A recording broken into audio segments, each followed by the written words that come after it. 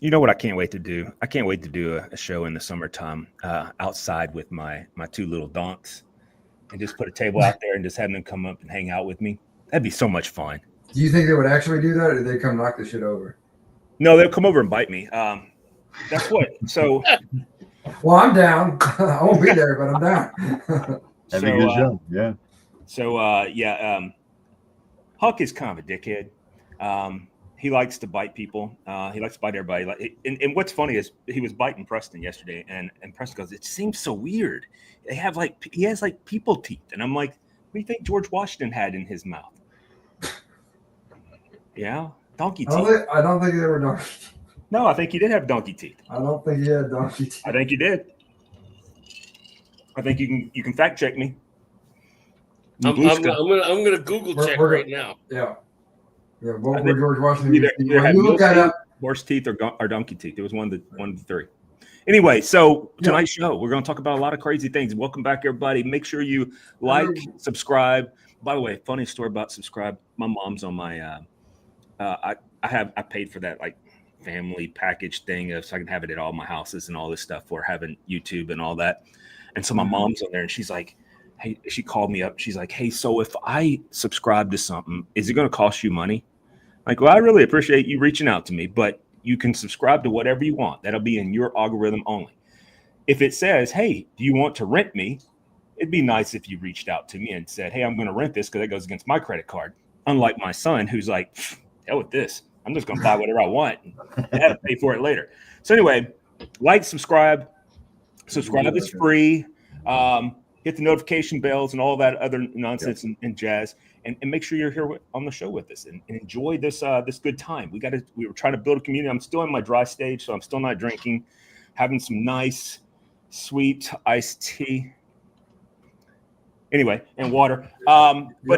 But I'm doing that, and so we got a little bit of a few things to talk about. One is I'm still trying to get a black market Japanese snow fairy. So if you know anybody, you just came right out with that, huh? I'd like for you to reach out to me. You can reach out to me privately. I got to figure out how to do it, and I got a story goes with that here momentarily. And then the other thing is, wouldn't be the first time I got in trouble with the feds. And then the other thing is we're going to talk about which we'll probably start with is the fight. Everybody's talking about the fight that occurred. I mean, I know there was a lot of people that all jazzed up, and I fortunately was at a football game and then came home and then it was already done. So I was able to rewind it to the fight I wanted to see. And then I was like, this just sucks. And I'll be honest with you. Some of the things I didn't know. I didn't know that they had to go 4 rounds for them to make the full payment. I knew that, or I didn't know that. I didn't know that till later. And if it went to a split decision, that was the highest amount that could be paid out. That was one. But the other thing that got me, I didn't know he wasn't allowed to give any uppercuts at all. And I was not allowed, like part of the rules, or like he just didn't post money out. Only they have 2-minute rules, but Tyson wasn't. Tyson wasn't allowed to do any uppercuts at all. You know, which is if you've ever watched Mike Tyson's punch out, that's what he's known for, right? So he wasn't allowed to do that. So that, in my opinion, took the jazz out of it, you know, so to speak. Yeah. Then, you know, we all got to see Mike Tyson's naked ass. At the end of it, he's walking around with the pants off, and I mean, he had his jock strap still on, so at least his junk was covered up, but the rest of it wasn't. And then there was also the fact that he looked old. Now, don't get me wrong. Still don't want to fight Mike Tyson. I got a lot of respect for that man. I watched him kill almost everybody in the 80s and 90s. All right? Yep. So I don't want to take my chances, but he did look old. And I was actually more impressed with Jake Paul, with the exception of I don't think he's a gifted boxer in the aspect of does he have the punch? Does he have the size and stuff? Probably so. But, man, he does not have the discipline. Every time I was like, dude, put your fucking hands up. Keep your hands up. You know, keep them up here. He kept them down all the time. I'm like, dude, if you were going to get somebody your age right now, they're going to clock you up. Right? Yeah. And so you're audio clipped out there a little bit, but I think we caught most of what you were saying. So I didn't catch the fight, but I did see some memes and some mixes and some shorts. So if you've seen any of the video of Tyson training It wasn't the and same guy him then. sparring, He looks like a beast. was not the same guy that was in that ring. Yeah. He looked like a monster in those training montages, Yeah. which of course they're designed to make each boxer look powerful. I mean, they're super cuts of their best moments and stuff like that. So that's something you got to consider. So here's the question: of the people that might have watched it or not watched it, or people might be online watching us, all two of you, did you guys make a drink? Did you have a drink? If you did have a drink, what were you having? Oh, I had a couple of beers actually while I watched the fight. Well, so first of all, I watched basically the whole thing from beginning to end, and there was all 4.5 hours. Basically, yeah. I just sat there and I ate snacks and poured, grabbed some beers and stuff like that, and just hung out. I think I didn't go to whiskey because I was gonna maybe over beverage myself by the time I got to because the fight didn't start till 11 our time. I think it was almost. There's our guy, Daniel. There he is. Daniel. Jack Ross is with us too. There, he said, "Hey boys," and Daniel Barry. Yes, thank you for joining us, sir. Heart or star, whatever, both of those things. Very cool. Thank you for joining us. We're talking about sports highlights, Daniel. We're talking about the Tyson fight, or kind of lack thereof. The undercard is actually where the real show was. Now, I won't say that of the very first fight because it was two guys that were basically just undisciplined. They just weren't very good, either one of them. The guy who won the fight, and he won it handily. The amount of time that he ended up slapping the other guy rather than throwing a punch, he was connecting wrist first, over and over and over again. I'm like, what the fuck is this guy doing? This guy's had how many professional fights, and he's here on a stage of this size with this big of an audience, and he can't throw a better punch than that. And who was it?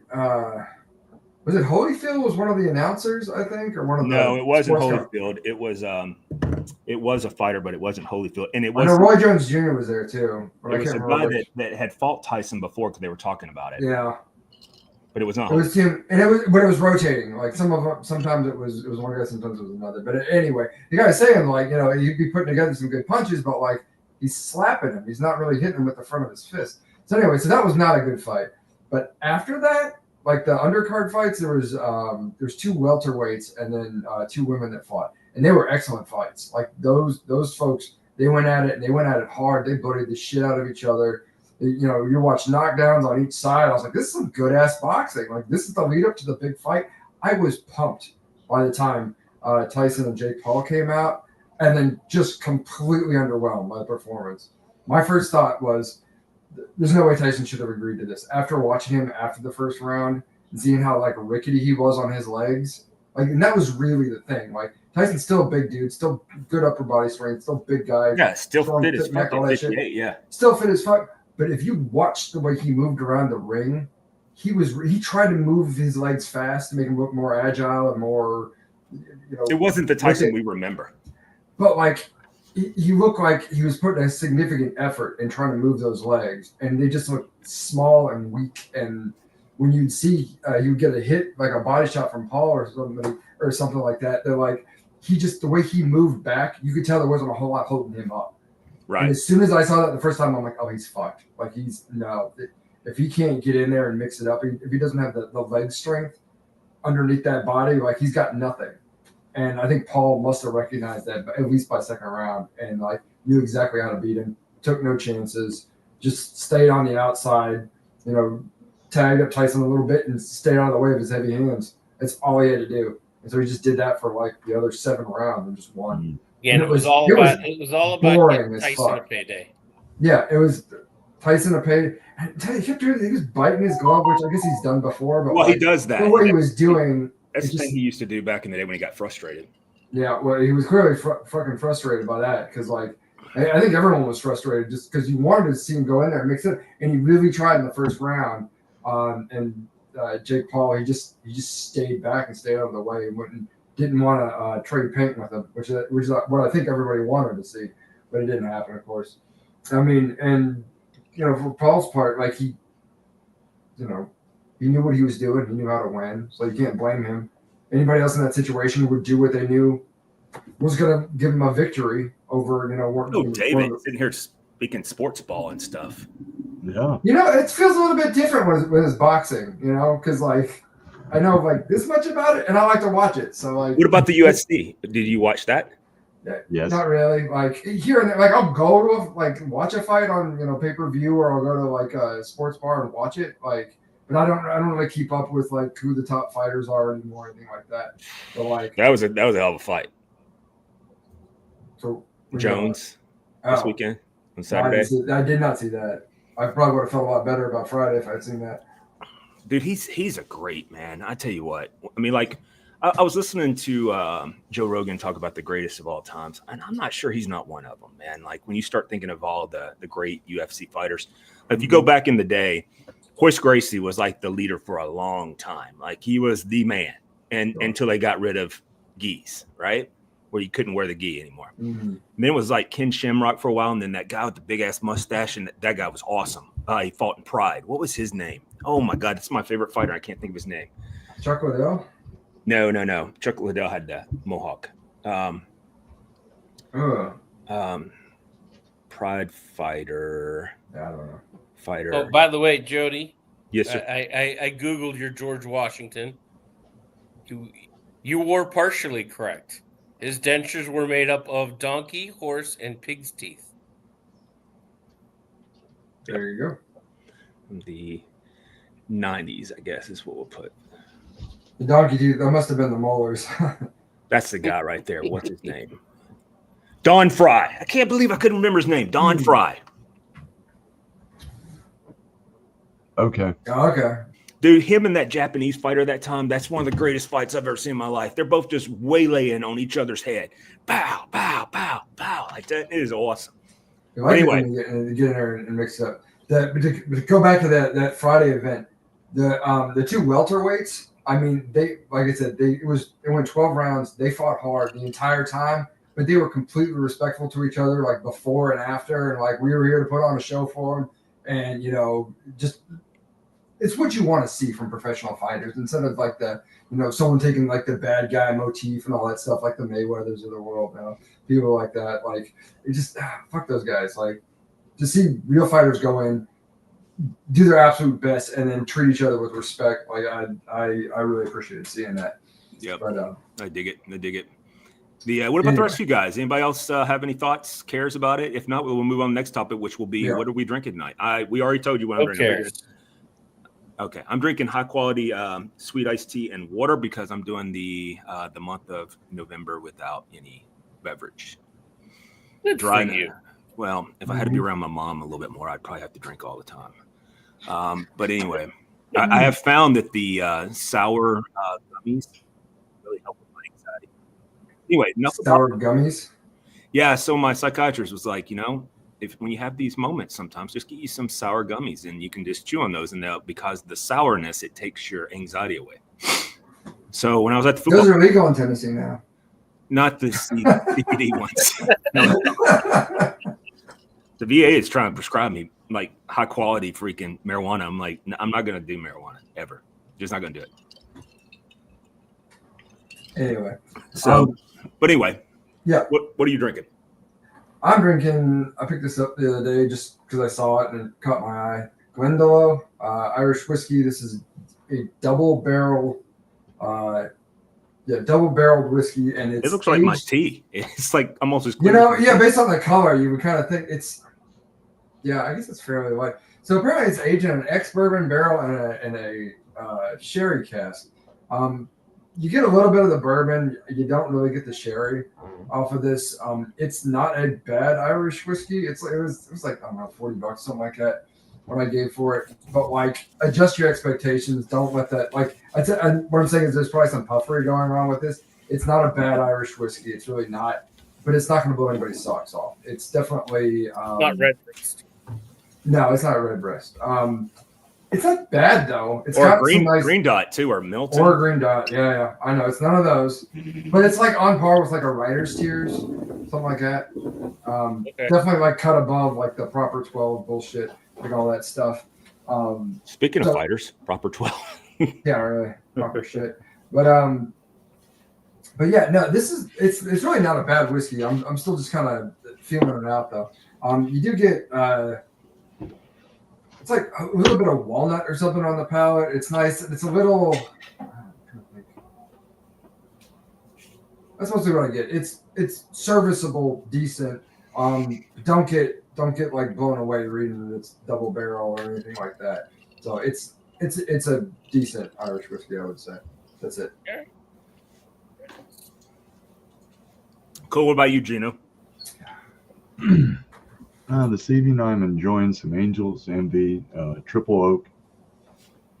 This is a different departure. If you pick this up expecting a regular Angel's Envy, because it's finished in the port wine cask, this is a different animal.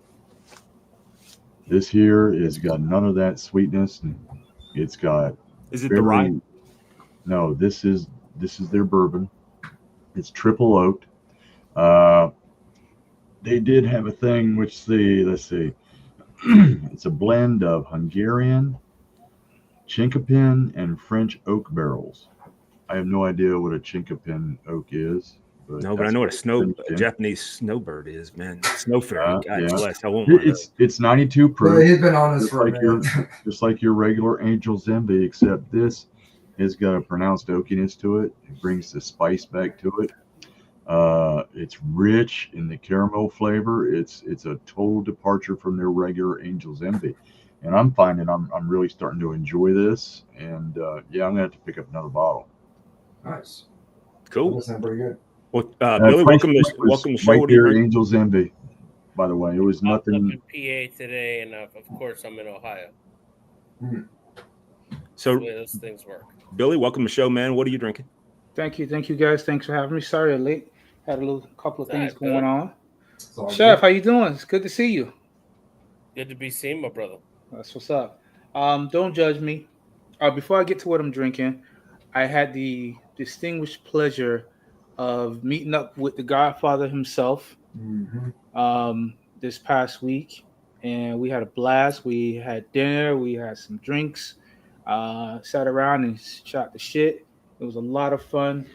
And let me tell you guys this, I'm never going to fight somebody Chuck's size. That is for sure. What he looks like on screen is very underestimated. Oh, really? He's a big dude? That's a big dude. Guy, huh? Listen, either I'm shooting or I'm running. The Godfather's a big man, right? Maybe both. That is a big dude. Don't judge me, but I'm having a little bit of Jack tonight. Me and the wife just did a bottle kill. It was something that was open, so we just finished it off. No, I'm gonna judge you. That's some shit, man. That's like, remember when Trump said something about some shithole countries? That's like a shithole country. Yeah, it is. For sure. But it was open. It was 2 pours left in it, so we just killed it. That's all. I would be the most sober person ever if that was all that was available. I would never drink. I'd just be like, fuck it. I'd rather drink perfectly sober for sure. I would rather drink my own piss than Jack Daniels. But anyway, moving on. Rob, what do you have tonight? I believe it. I'm drinking a little Hard Truth bottled and bond. This is their sweet mesh weeded. Okay. This is really a nice whiskey. I'm really enjoying it. What's the age statement on it? It's 4 years, bottled and bond. Okay, I'm sorry, I missed that part. You did say 4 years, or you did say bottled and bond. It is a bottled and bond, and it is a 4-year bottled and bond. So it's quite delicious. But if you saw earlier, I'm sitting at a restaurant local to here, and they generally occasionally will have some decent stuff. Last time I was there, he had a bottle of Stag. He'd gotten some Colonel Taylor. He had gotten some Eagle Rare. Right. He didn't have anything good this time, and he had a bottle of McKenna 10-year. So I got to pour McKenna 10-year. McKenna is right above Jack Daniels for me. It was that bad. It was terrible. Yeah, you might as I felt like I was licking, like they had put cedar staves in there. It's all I could get is pine and cedar. It was not. Like it did not taste good wood to me. pulp, basically. Yeah, it was not good.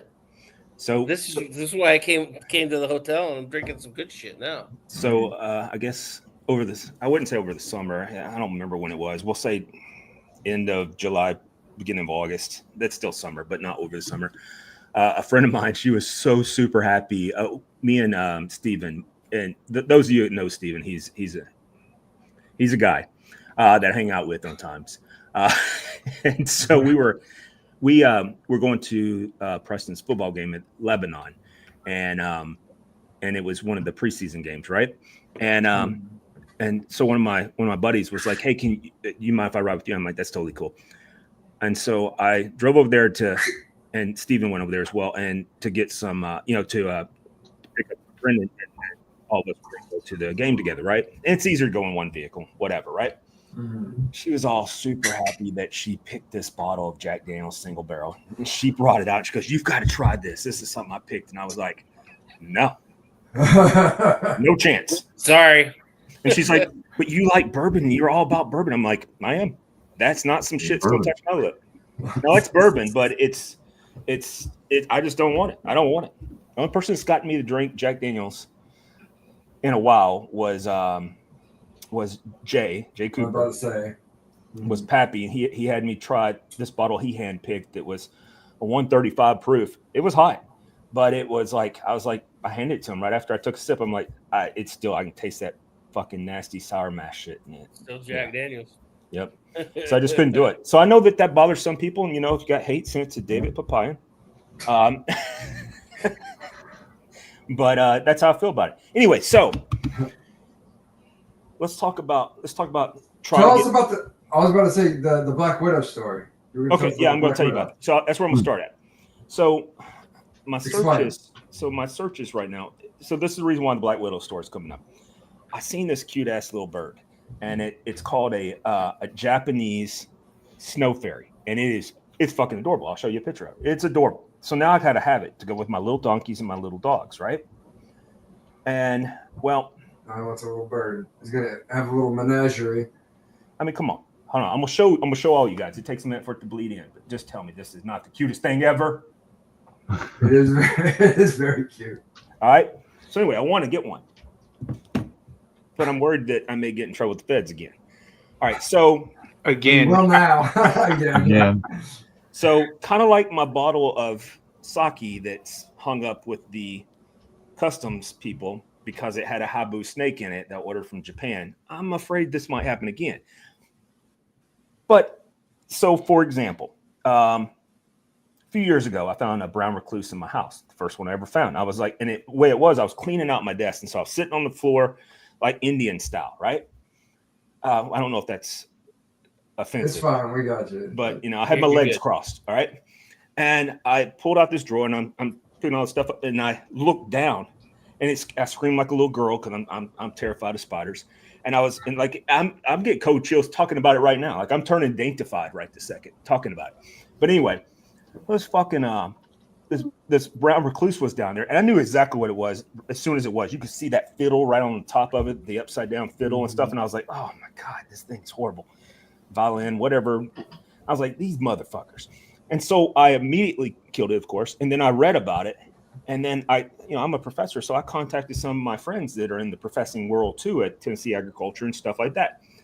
And like, if you got one, those things can hibernate for up to 2 years. If you have one, you got 10,000. They're the only arachnids in the world that don't eat each other. And I was like, motherfucker, there's 10,000 of them in my house. I'm just going to burn down my fucking house. Not the spider. and so I'm like, so what can kill him? He goes, oh, and I'll never forget. I'm not going to say his name, but it's a doctor that's also that happens to be up in we'll call him in the Knoxville area at UT, and we'll just leave it at that. But he does work with arachnids, so that may get it there a little bit further for people. But anyway, we're talking on the phone, and I'm like, he goes, dude, if you had a black widow, unfortunately, it means you don't have any black widows around. I'm like, wait a minute, tell me here. What are you trying to tell me? He goes, black widows are extremely aggressive, and they are very territorial. You won't find another spider within 500 feet to 100 yards or more of a black widow, because black widows will kill every spider around them. I'm like, fuck it. That's all I need is a black widow. That's exactly what I heard. So I immediately picked up my phone and I get on the Google. I'm like, where can I find a black widow? So I put in the search thing, where to find a black widow. I purchased a black widow. I was like, let me finish. So I had it figured out. I was like, I'll just put them in that back room back there, and I'll just put a lock on the door. That motherfucker can live there the rest of his life. just don't come out of the room. The Right? Black Widow's got his own bedroom. That's what I was going to do. You know, I mean, my house has got a lot of bedrooms. You know this. So I was like, he'd have his own bedroom back there, or she can have her own bedroom, and she can make all the webs she wants to in the world. So I'm trying to purchase this Black Widow. Little did I know it's illegal to do. So I'm sitting there. I'm super excited. I'm buying a Black Widow. You know, and then the feds show up. And they're like, "Are you Dr. Lamons?" I'm like, "Yeah." You got my Black Widow? That's what I'm thinking. You bringing it to me? Let's get this done. And they're like, you know, you can be arrested for trying to purchase Black Widows on the black market. I'm like, I did. It was on Google. I went straight to Google to do this. Like, it wasn't Etsy or something like that's, you know. Well, like they called you? They showed up at your house? No, they showed up at my house. When was this? A couple years ago. Okay. But anyway, they showed up. Tell me this story. I don't know why I didn't, because it's one of my favorite stories to tell outside of the cougar. Wow. All right. Oh. But anyway, so I found out that day that it's illegal to purchase a Black Widow, even though I was going to give it free room and board. Like it's going to have a place to stay. I was going to make sure it's going to be plenty. Have a bunch of other spiders to eat. Yeah. Yeah. Like it's going to have at least 10,000 other spiders to eat. You know. So I was super excited about this, but apparently it's illegal to do. So I'm a little bit hesitant trying to purchase this bird because I haven't found a site yet that's legal, or at least I think. Have the history. And I have a history. The guy sounds to me. He had it on his face. Race wine with snakes. He's trying to buy Black Widows. What the fuck? And now I want a cute little bird. He's trying to start your own zoo, is what you're doing. Well, I mean, I was just thinking, man. I mean, dude, 500 yards. I'm not 500 yards. 500 feet or up to 100 yards. That's a 4,000 square foot house. That motherfucker can live wherever it wants. I'll put it. It can pick its own room. I'll live in a different room. I don't give a shit. You know, I'll take it around. You can pick the room you want to be in, the one you feel most comfortable. You can live there forever. But it's got to get out of the room to go. But so I shouldn't say it was the feds. It was not the feds. It was Tennessee. It's kind of like TWRA, but it was their agriculture agents. Gotcha. And they're like, hey, you can't purchase, Black Widow, and it was 2 of them, and you can be arrested for it. We're not going to arrest you today because the Black Widow didn't arrive. I'm like, so what if I went and found one? Can I do that? Well, if you find one, that's different. But they can bite you and kill you. And I'm like, I don't like spiders at all. But I even took them in the house, took them down here to where I was going to put them. I was like, I was going to give them that room. It's a nice room. It's air conditioned and all this. Like it stays plenty dark if I leave the lights off. Like you could have that whole room to yourself. That is hilarious. I wanted to be in that car on the way when they left, and they were like looking at each other like, this motherfucker. What is fucking wrong with this guy?